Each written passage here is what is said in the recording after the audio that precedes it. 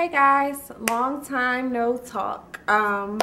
So this video will be my labor and delivery story. I really missed you all. I plan to do my 1 month update within the next week or so. Today Taylor is 3 weeks exactly, and so yeah, I'm just gonna jump right into the video. Again, this is my labor and delivery story, so if you're interested, please keep watching. If you're not subscribed, please subscribe to my channel. Okay, so as you all know, those who watched my last pregnancy vlog on this channel, Tiffany and I went walking at Virginia State University. We walked a mile on March 17th. So when I came home that night, I did feel a little pressure. That morning, well, that afternoon, around 12, between 12 and 1 p.m., I lost my mucus plug.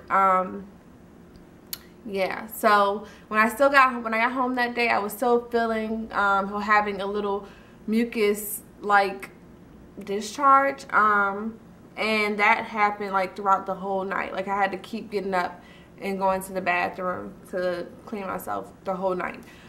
So the next day I got up, I went to work, I felt fine. At work I was trying to finish up my reports because I knew that she would be coming very soon. So when I got to work, again, I felt fine. I had to go to the restroom around 10 a.m. because I kept feeling like some discharge and didn't know what it was. So I went to the restroom and I kept going back. So at this point, I'm like, what is this? So I called my mom. I'm like, Mom, I keep having like discharge and I don't know what it is. She's like, oh my gosh, Tiara, your water broke.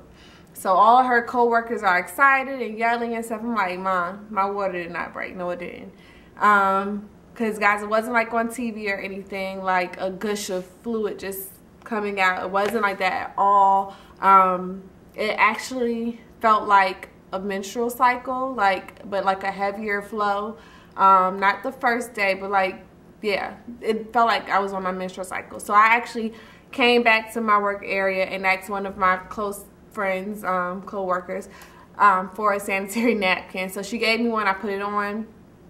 It's still like, even with that, I still felt uncomfortable. Like, what is this? Like, what is this liquid?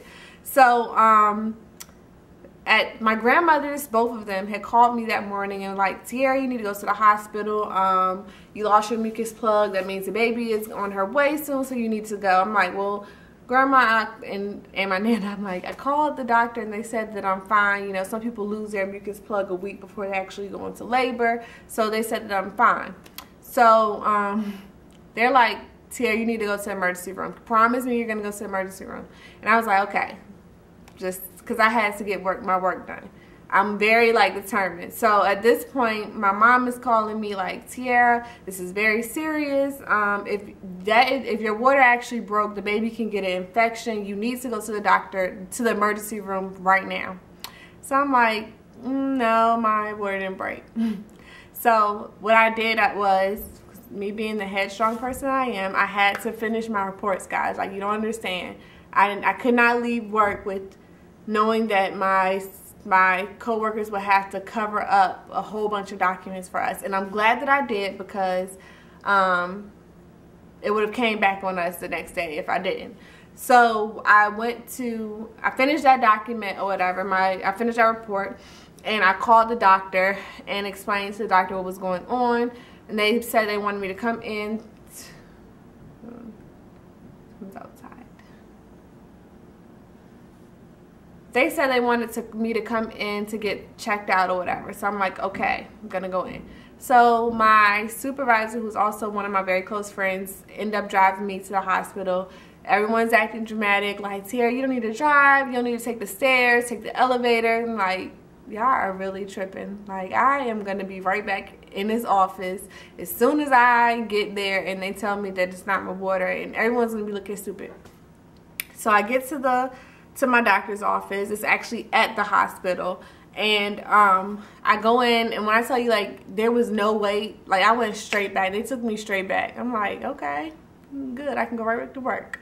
So I went to the back, and the doctor came in and she checked my cervix. She said that at this point I had dilated 2 centimeters, 2.5 actually. It was almost 3. And she said that, what did she say? She did a little her test, and basically with this test, if there's like a blue streak or something, then that means that my water is broken. So I guess she swabbed my cervix, and she didn't get a good enough, I guess, result from that test. So she asked for the sanitary napkin that I was wearing, and she actually took a test using that. So when she grabbed that, she was like, wow, Tara, this is like really, you know, damn, the sanitary napkin is really, you know, wet. So she did her test, and she was like, you know what, I'm not sure, so I'm going to go ahead and send you over to labor delivery. They have a more accurate test. I'm seeing some blue on my test, but I want to make sure that I don't send you home, you know, and it's actually a water. So I'm going to send you over to labor and delivery. So we actually walked through some back door, and we were right in labor delivery. I'm thinking that they're about to do some type of outpatient test or something. No, they gave me a bracelet, they gave me a gown, and they admitted me. So I'm like, y'all are really doing all of this for me to have to go back home. So she asked me, the nurse asked me to change out of my clothes, and, you know, prepare for them to do their test. Being the stubborn person that I am, now you guys see what Taylor gets it from. I took my bottom half clothes off. I didn't take off my shirt, didn't take off my shoes, anything, because I'm like, I'm going back home. So when I came out the bathroom, my friend was like, are you serious, Tara? Like, you're really not going to take off your clothes?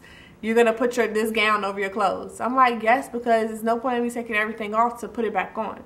So the lady did her test, and with this test, if there are like 2 lines, that means your water has broken.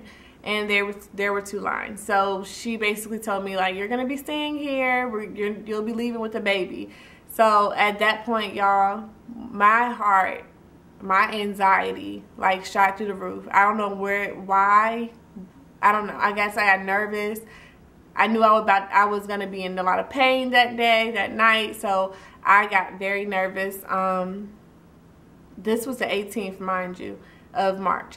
So I got very nervous or whatever, and I ended up calling my mom, calling CJ, because CJ wasn't there, but I had told him that I was going to the hospital, of course, or to the doctor. I called them, and I'm like, the baby's coming, so everybody just come on to the hospital. So CJ started on his way there, and I was nervous about that too. Like, what if he doesn't make it here or something? Like, what if something happens? I don't know why I got so paranoid, but the lady actually took my blood pressure, and it was 159/100. And she's like, have you had any blood pressure issues during this pregnancy? And I'm like, no, I haven't. So when she told me that number, I was like, okay, Tierra, like, for real, you need to calm yourself down. Like, calm down right now. So I tried to, you know, start joking and stuff to calm myself down, and I guess it worked, because as she continued to take my blood pressure, it went down. So CJ got there shortly after that.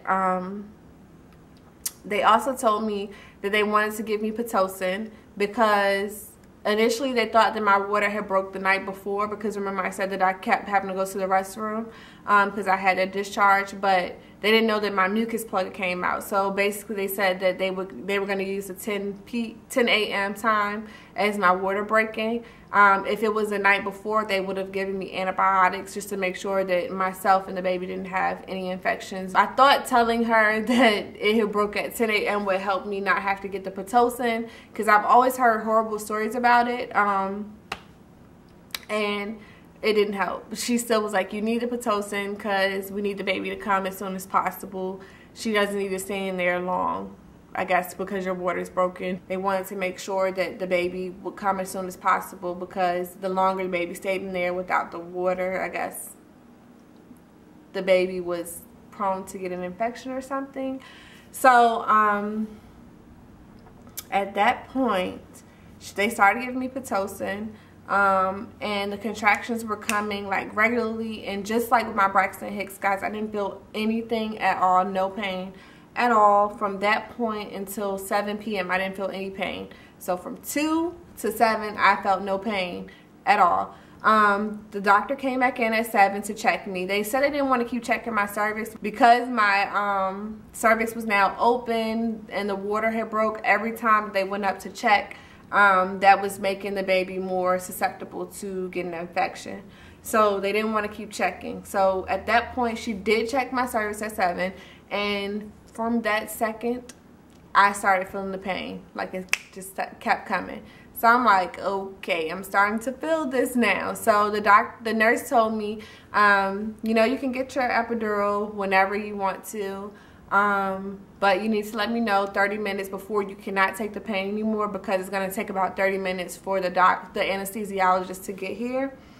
So I'm like, okay. So I guess around from 7 to 8, you know, I went hard and took the pain.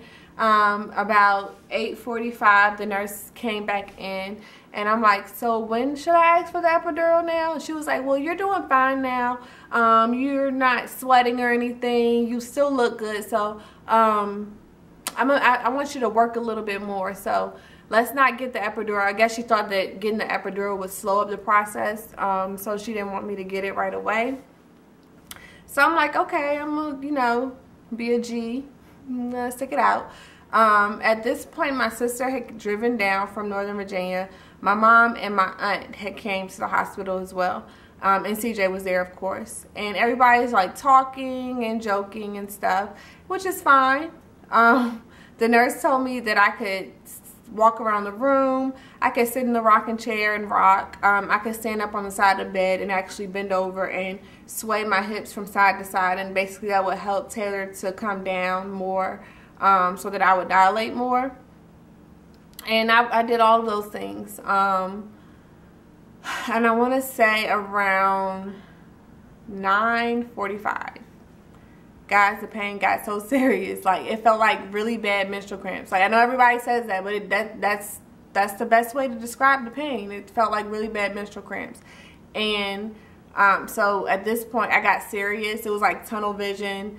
I didn't want anybody joking. Didn't want anybody laughing. But I wasn't rude, guys. I was still very nice to everybody. The nurses, my husband, my sister. I was very nice to everybody. But I just broke down crying. Like, please, guys, stop talking, stop laughing, like, stop. Like, this is a serious matter.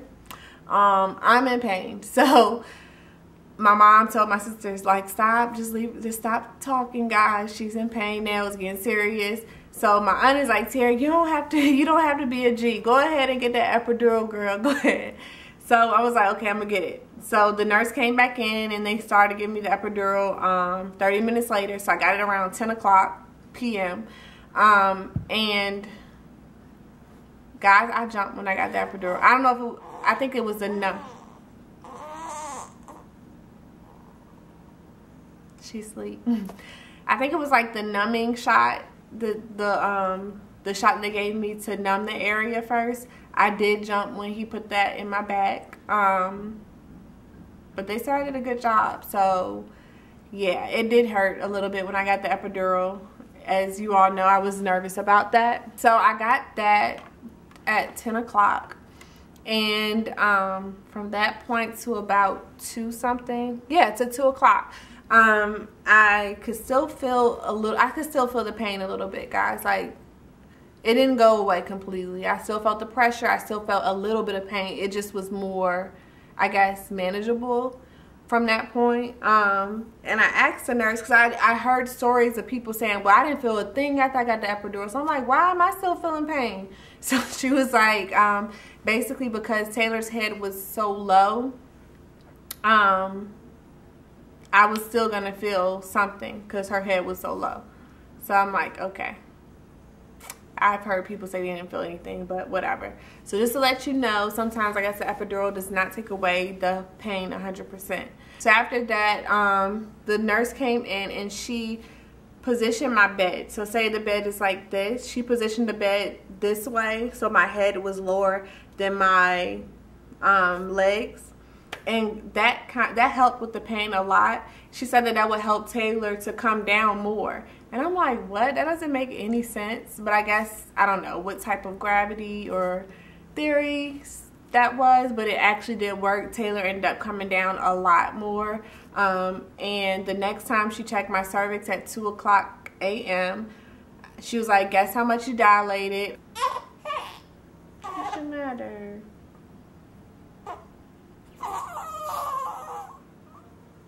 She's so dramatic.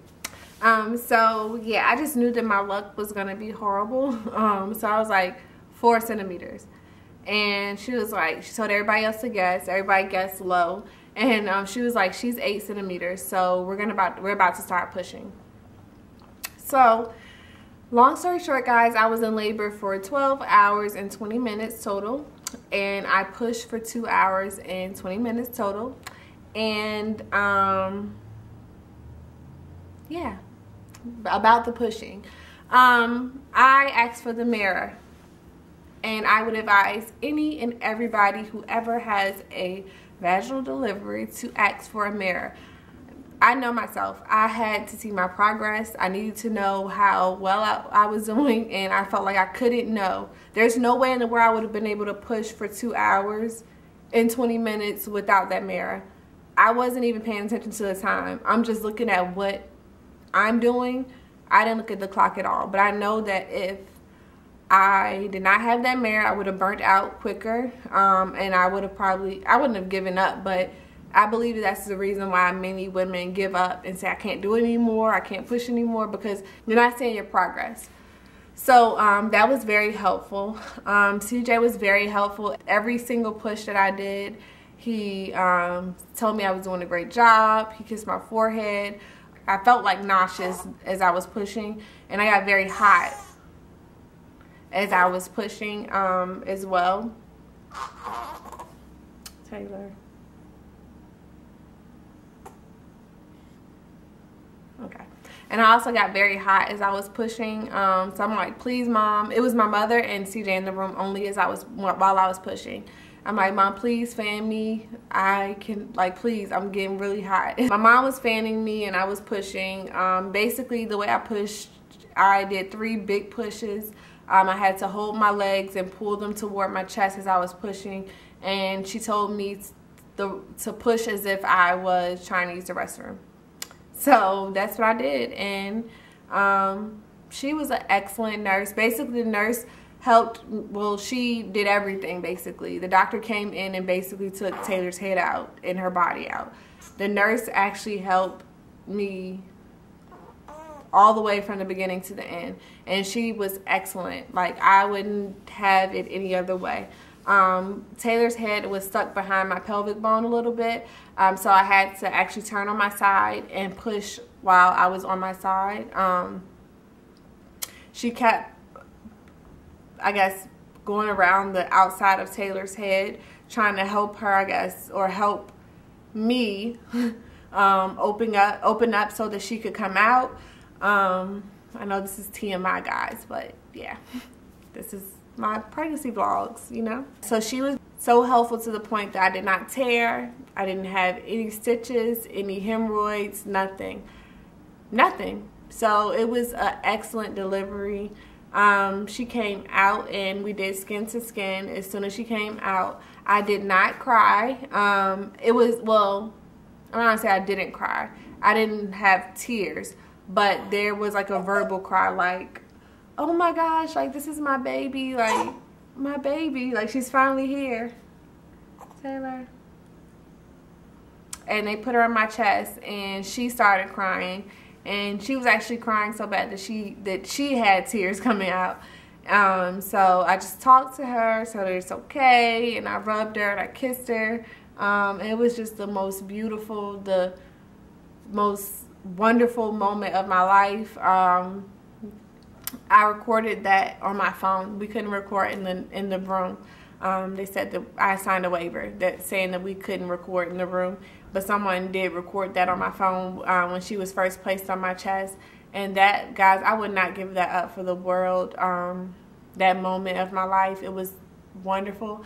I don't know how in the world people don't believe in God, because it was a miracle for her to go through all of that distress, and for even my body to go through all of that, and for me to be okay and her to be okay. It was just amazing. And I just thank God for my blessing, because she's my blessing. So yeah, that was that. After she was on my chest for a while, they took her and cleaned her and did their little examination and everything.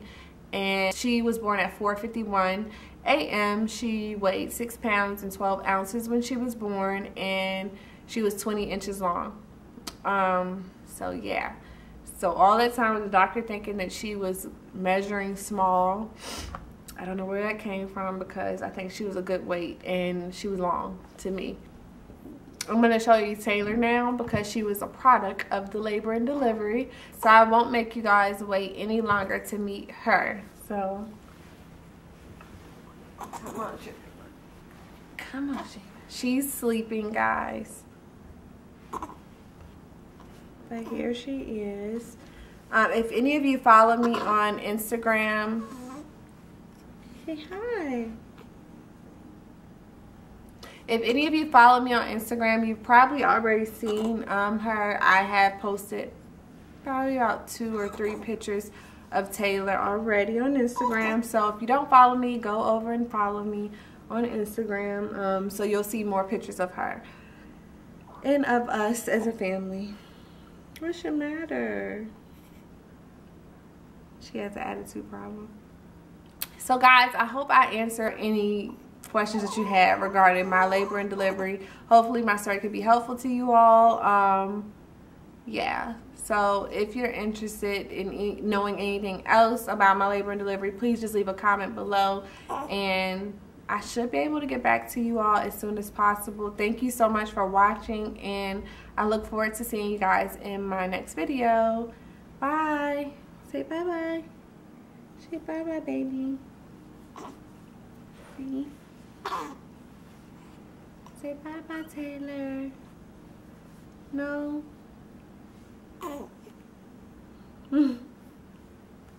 Bye, guys.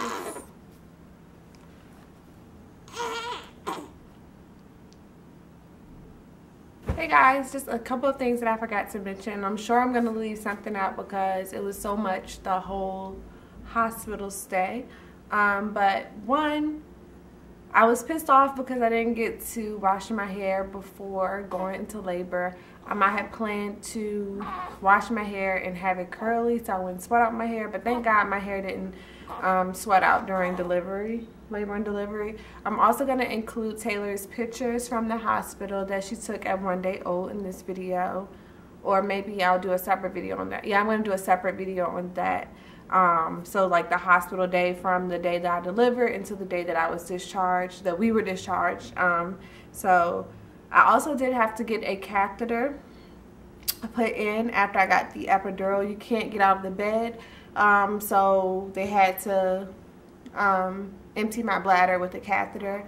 And during my delivery, it got to a point that my body basically was telling me, Tiara, either you're going to push this baby out or we're going to suck it back up. So it got to a point that I just knew like I need to push.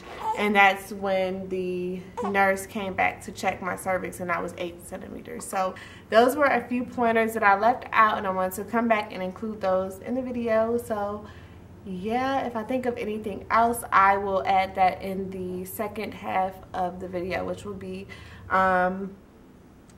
delivery to discharge. So from the 19th to the, I was discharged on a Saturday, I think. Yeah, so yeah, stay tuned for that video coming up next.